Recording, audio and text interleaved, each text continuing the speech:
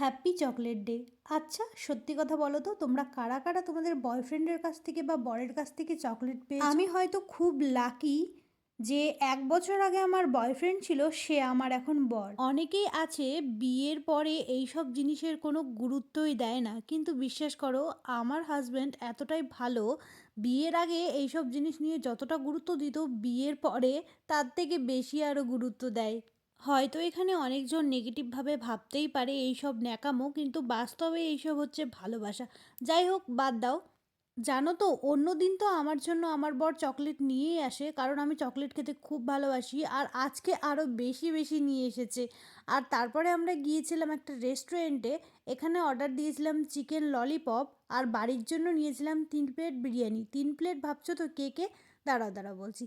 আমি, আমার বরমশাই আর আমার শ্বশুরমশাই। বাড়িতে এসে খাওয়া দাওয়া করে রাত্রেবেলা দেখতেই পাচ্ছ, আমি আর আমার বরমশাই দুজনে মিলে আবার বসে পড়েছি মুভি দেখার জন্য। আর মুভি দেখছি, আর এদিকে দেখো আমি আবার চকলেট খাওয়া শুরু করে দিয়েছি। আজকের দিনটা সারা দিন আমার চকলেট খেতে খেতেই গেছে, লাস্টে আইসক্রিম। বাই।